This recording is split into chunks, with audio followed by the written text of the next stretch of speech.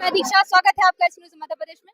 दर्शकों, आज हम जानने की कोशिश करेंगे। हमारे साथ ये सर जुड़े हुए हैं। महावीर जैन की जयंती आने वाली है, लेकिन ये जैन धर्म की शुरुआत कैसे हुई, महावीर जैन जो है वो कौन है, कौन सी आत्मा है और क्या उनका मोक्ष हुआ, ये सारी जो जानकारी है आज हम इनसे जानने की कोशिश करेंगे। नमस्कार जी। नमस्कार सर, दर्शकों को हमारे दर्शकों को अपना परिचय दीजिए। दास का नाम आनंद दास है और दास भोपाल जिले से संत रामपाल जी महाराज का शिष्य है। सर, आपसे जानना चाहूंगी, जैसे जो महावीर जैन जी हैं, तो उनका थोड़ा सा इतिहास अगर आप हमें बताएं तो अच्छा हो। देखिएगा, जो महावीर स्वामी जी हैं, ये जो है पूर्व जन्म की बात बताते हैं। ये सतयुग में जो नाभिराज एक राजा थे, उनके पुत्र थे ऋषभ देव। तो ऋषभ देव के पौत्र थे मरीचि जी। तो वो मरीचि जी जो थे ना, उन्हीं के ये अवतार हैं, 24वें तीर्थंकर हैं, उन्हीं मरीचि जी का अवतार कहे जाते हैं। मतलब ये कहें कि उस समय ये हिंदू धर्म में एक आत्मा थी और अभी इन्होंने जैन धर्म बना दिया। देखिए, हिंदू धर्म तो चूंकि कहा जाए तो ये शब्द अभी मिला है, लेकिन जहाँ तक इसको सनातन धर्म बोला जाता है, तो हाँ, ये सनातन धर्म वैदिक समय के ही हैं, सतयुगी हैं। तो सर, अब आप मुझे ये बताइए कि जैसे बताया जाता है कि इनके कई सारे जन्म हुए हैं, या इनकी जो भक्ति साधना थी उसके बारे में आप क्या कहना चाहेंगे? दास इन ग्रंथों के आधार पर, गुरुजी के ज्ञान के आधार पर बताना चाहता है कि जो ऋषभ देव जी हैं, ये जो हैं, इनके पौत्र थे मरीचि जी। और इनके मतलब ऋषभ देव जी के पिताजी थे कौन? नाभिराज जी। नाभिराज जी ने जो है वैदिक मतलब वेद के अनुसार भक्ति की, मतलब अपने घर में रहकर, जो वेदों में और गीता में लिखा है कर्मयोग, ये वेद में लिखा है ओम कृतो समर किलवे समर कृतम समर, और पहले लिखा है वायुर अत अनिलम अत इदम भस्मांतम शरीरम। तो मतलब जो वायु, जो श्वास है हमारी शरीर में, उनके रहते तक और हमारे प्राण जाते तक अपने जीवन का परम उद्देश्य समझ के काम करते हुए और कसक के साथ, हम इन वेद में लिखा है यजुर्वेद अध्याय 40 और मंत्र 15 कि काम करते करते उस भगवान का सिमरण करो। तो ऋषभ देव जी ने क्या किया है, नाभिराज जी ने तो वैसे ही किया था कि घर पर रहकर भजन किया था भगवान का, लेकिन ये जो ऋषभ देव जी हैं, वहां से इन्होंने घोर तप करने चले गए। इन्होंने नाभिराज जी की जो परंपरा को न मानते हुए बाद में अपने मन से अपने विचार से ये जंगल चले गए और वहां पे इन्होंने कई वर्षों तक घोर तप किया। लेकिन सर, कई ऋषियों ने भी तो घोर तप ही तपा है, उनको भी तो यही मानते हैं भगवान ऐसे ही मिला है, तो क्या गलत किया उन्होंने? हाँ जी, बिल्कुल आपने सही किया है। दास ये नहीं कह रहा कि इन्होंने गलत किया है। दास और हमारे गुरुजी ये कहते हैं कि इनने जो साधना की है वो शास्त्र विधि से हट के की है। अब चूंकि इन्होंने जो कुछ किया है उस हिसाब से थोड़ा बहुत इनको मिलेगा, लेकिन इनका आत्मोद्धार नहीं होगा और जो सुख शांति होना चाहिए जीवन में वो भी नहीं होगी। क्योंकि गीता जी के अध्याय 16 के मंत्र श्लोक 23 में और 24 में लिखा है कि जो व्यक्ति शास्त्र विधि को त्याग के अपनी इच्छा से मनमाना आचरण करेगा, वो न सुख को प्राप्त होगा, न सिद्धि को, न उसका परम मोक्ष होगा। तो इसी हिसाब से, और देखिए आपको प्रमाण भी बता रहे हैं, अध्याय 17 यह है श्रीमद् भगवत गीता, इसमें है अध्याय 17 और 17 अध्याय के 5वें श्लोक में इसमें लिखा हुआ है कि जो व्यक्ति घोर तप को तपते हैं, ये देखिएगा कि जो व्यक्ति, जो मनुष्य शास्त्र विधि से रहित केवल मन कल्पित घोर तप को तपते हैं, दंभ और अहंकार युक्त, कामना आसक्ति और बल के अभिमान से भी युक्त हैं, शरीर रूपी स्थित भूत समुदाय और अंतःकरण स्थित मुझ परमात्मा को भी कृष करने वाले हैं, उन अज्ञानियों को असुर स्वभाव का जान। मतलब जो मनुष्य शास्त्र विधि से रहित घोर तप को तपते हैं। तो यहाँ पे ये गीता जी का कहना ये है, और इन वेद का यजुर्वेद अध्याय 40 मंत्र 15 का ये कहना है कि आपको घोर तप नहीं करना है। और आप गीता जी उठा लीजिए, कोई भी पुराण उठा लीजिए, उनमें जो भगवान है, मतलब जैसे कृष्ण जी हैं, राम जी हैं, सबने कर्मयोग बताया है। और वेद सबसे श्रेष्ठ है हिंदू धर्म में और सनातन धर्म में। यदि हम वेद की और गीता की बात नहीं मानेंगे तो हमारा मोक्ष नहीं होगा। मन से तो भाई आप आपके मन से कुछ कह दोगे, कोई किसी के मन से, तो उससे कुछ नहीं होगा। ऐसे तो सभी गुरु हैं। फिर ये वेद शास्त्र, ये पुस्तक क्यों जरूरत पड़ी, क्यों इतनी मेहनत की इन ऋषियों ने? इसलिए की है क्योंकि शास्त्र विधि के अनुसार ही कर्म करना, वो ईश्वर का आदेश है वेद में। अच्छा सर, एक प्रश्न और आपसे जानना चाहूंगी। जैसे कहा जाता है कि गुरु बिन मोक्ष नहीं, तो क्या जो महावीर जैन जी हैं उन्होंने कोई गुरु बनाया था? हाँ जी, ये बहुत अच्छा प्रश्न आपने दिया है कि गुरु बिन मोक्ष नहीं होता। कहा भी गया है, कबीर साहब भी कहते हैं कि गुरु बिन ज्ञान न उपजे। और गुरु बिन मिटे ना भेद है। तो गुरु के बिना ज्ञान नहीं उपजता, गुरु के बिना भेद भी नहीं मिटता, और गुरु बिन लहे ना सत्य को, और गुरु बिन मिले ना मोक्ष। गुरु बिना आप सत्य को लक्ष्य पा ही नहीं सकते, और आपका मोक्ष होना संभव ही नहीं है।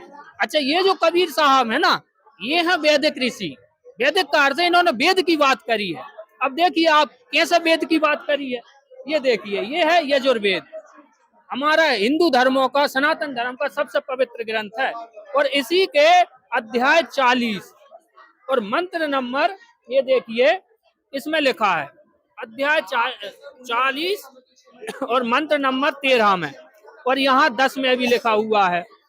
ये देखिए यहाँ धीराणाम, और यहाँ भी आइए आप, ये लिखा है अन्य देवाहुर विद्यायो अन्य अन्य देवारु विद्याया इति सुषम धीराणाम ये नस्तद्वचेत क्षरे। मतलब यहाँ पे इसका अर्थ है सुश्रम धीराणाम। जो धीराणाम मतलब जो सदगुरु है, आप उससे पूछो वो ज्ञान कि ईश्वर मतलब साकार है, निराकार है, हमें क्या करना चाहिए, क्या नहीं करना चाहिए, वो जी सदगुरु बताएगा। और वही बात आपको गीता में बताएंगे। अध्याय 4 के जो श्लोक है 34, उसमें लिखा है कि देखिए जो मतलब वो ज्ञान, जो सच्चा ज्ञान है, वो आप सदगुरु से, ये देखिए, ये देखिए अध्याय 4 श्रीमद् भगवत गीता, और श्लोक नंबर है ये 34। हे परंतप है, हे परंतप अर्जुन, द्रव्यमय यज्ञ की अपेक्षा, ये तो यज्ञ की जानकारी। फिर उसके बाद 34 में कह रहा है उस ज्ञान को तू तत्वदर्शी ज्ञानियों के पास जाकर समझ, भली भांति दंडवत प्रणाम करने से, उनकी सेवा करने से और कपट छोड़कर सरलता पूर्वक प्रश्न करने से वे परमात्मा को भली भांति जानने वाले ज्ञानी महात्मा तत्व ज्ञान का उपदेश करेंगे। तो कहने का अर्थ ये है कि हमें क्या करना चाहिए, क्या नहीं करना चाहिए, चौथे अध्याय के 32वें श्लोक में लिखा है। इसकी जानकारी हमें तत्वदर्शी संचार चौथे अध्याय के 34वें श्लोक में लिखा है, वो देंगे। तो जो हमारे जो जैन धर्म के प्रवर्तक हैं, कौन, महावीर स्वामी, इन्होंने ये नहीं किया कि इनने तत्वदर्शी संत खोजा, बल्कि इन्होंने अपने मन से, इनकी कुछ पुस्तकें और हैं जिनका नाम है कल्पसूत्र है, त्रिलोकसार, उसमें लिखा है कि इन्होंने नमो सिद्धो नमो, मतलब जो सिद्ध है उनको नमस्कार करके अपने मन से ही ये साधना शुरू कर दी है। तो इन्होंने गुरु नहीं बनाए। तो गुरु बिना ज्ञान न उपजे बोले ही है, गुरु बिना मोक्ष भी नहीं मिलता। तो इसलिए कहा है कि इनका पूर्ण मोक्ष नहीं हुआ, क्योंकि वेद, गीता और संत कबीर साहब के अनुसार इन्होंने साधना नहीं की, अपने मन से इन्होंने साधना की है। अच्छा, जैसे एक चीज और संत रामपाल जी महाराज जी की सत्संग से सामने आई थी कि जो महावीर जैन जी हैं, उन्होंने 363 पाखंड मत चलाए थे, तो क्या ये बात सही है? हाँ जी, ये बात बिल्कुल सही है। ये इनकी जो पुस्तक है आओ जैन धर्म को जाने, और इसके जो लेखक है प्रवीण चंद्र जैन, एमए के शास्त्री हैं। तो इसमें इन्होंने लिखा है इसी बुक में कि इन्होंने 363 जो है पाखंड मत चलाए हैं, और इन्हीं पाखंड मतों के कारण जो ये जैन धर्म है, इसमें बहुत सारी भ्रांतियां उत्पन्न हो गई हैं। तो कहने का अर्थ ये है, और ये लिखी हुई है किसने, प्रवीण चंद्र जैन जी ने। अब हम इसके देखते हैं 296 नंबर के पृष्ठ पे प्रश्न, श्री महावीर भगवान के जीव ने कितने पाखंड मत चलाए? उत्तर 363 पाखंड मत चलाए। अब आप सोचिए, यदि पाखंड मत हम चलाएंगे तो कैसे जीवों का उद्धार होगा? पाखंड मत नहीं, सत्य मत चलाना है, और वो सत्य मत संत कबीर साहब ने चलाया है, जो पूर्ण वेदिक है। और वेद के अनुसार पहले तत्वदर्शी संत की खोज करो, फिर हठयोग को त्यागो, और हठयोग त्याग कर फिर परमात्मा का कार्य करते करते परम उद्देश्य समझ के भजन करो, और जो वो तत्वदर्शी संत कहेगा उस तत्वदर्शी संत के अनुसार भक्ति करो। अब तत्वदर्शी संत कौन होता है? तत्वदर्शी संत वो होता है कि जिसने परमात्मा को देखा है, जो परमात्मा को देख के आ चुका है, उससे तत्वदर्शी संत कहते हैं। ऊर्ध्व मूलम, गीता जी के 15 अध्याय के श्लोक 1 में लिखा है कि ऊर्ध्व मूलम अधः शाश्वतम, ऊपर की ओर मूल, नीचे की ओर जड़ वाला। ऊर्ध्व मूलम अधः शाश्वतम प्राहुरभ्यम छंदांसी यस्य पर्णानि, ये फैला हुआ पीपल का वृक्ष, विभिन्न विभाग जिसके छंद कहे गए हैं, उस वृक्ष को जो पूरी तरह से बता दे, वो तत्वदर्शी संत है। तो अब वो वृक्ष कैसा है? जो जड़ है। कबीर साहब कहते हैं कि अक्षर पुरुष एक पेड़ है, निरंजन बाकी डार, और तीनों देवा शाखा है, ये पात्र रूप संसार। वो परमात्मा सत्य पुरुष है, वो आदि निरंजन देव, वो कबीर देव है जो सत्य सत्य पुरुष परमात्मा, वो जड़ है। उस जड़ के बाद जो है डाल, जो डाली है वो ओंकार हो गई। उसके बाद जो 3 शाखाएं उसकी निकली हैं, ब्रह्मा जी, विष्णु जी, शिव जी हो गए, ये कबीर साहब ने बताया इस वाणी में। उसके बाद जो छन्न है, जो पत्ते हैं पीपल के, वो हम लोक परलोक, 7 लोक नीचे, 7 लोक ऊपर, उनके जीव, ये सब पत्ते हो गए। तो ये जो क्या है, मूल जो जड़ है वो है परमात्मा सतपुरुष कबीर देव। यदि उसको जिसने देखा है तो वो ये बता सकता है कि क्या करना चाहिए, क्या नहीं करना चाहिए, और सच्चा मत क्या है भगवान को पाने का। कहा भी है संत दादू दयाल जी ने कि जे पहुंचे तिन पूछिए और तिनकी एक ही बात, और सत्संतों का एक मत, ये बीच के 12 बांट। जिसने उस परमात्मा को देखा है उससे पूछो, वो बताएगा कि उस परमात्मा का नाम क्या है, उसका गांव क्या है और उसका ठाम क्या है।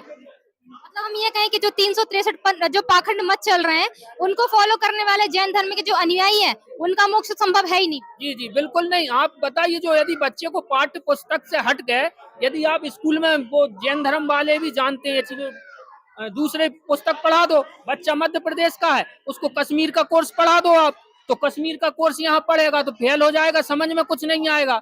अब मध्य प्रदेश में हो तो आपको वो बोर्ड की पुस्तक पढ़ना पड़ेगी। ऐसे ही आपको परमात्मा चाहिए है, जैसे इनको नौकरी चाहिए बच्चे को, ऐसे परमात्मा चाहिए तो उसका वेद है, गीता है। और जो वेद गीता कह रहा है गुरु बनाओ, और वेद गीता कह रहा है कि मेरे अनुसार, शास्त्र अनुसार चलो, परमात्मा का जाप घर बैठ कर करो, घोर तप मत करो। गीता कह रही 17 अध्याय का 5वां श्लोक, तो आप क्यों करोगे? आप सिलेबस से हट कर भक्ति करोगे, मोक्ष नहीं होगा। तो सर, अंत में जो जैन धर्म के लोग हैं उनके लिए आप क्या कहना चाहेंगे? देखिएगा, जैन धर्म के लोग बहुत अच्छे लोग हैं और बहुत भक्त स्वभाव वाले लोग हैं।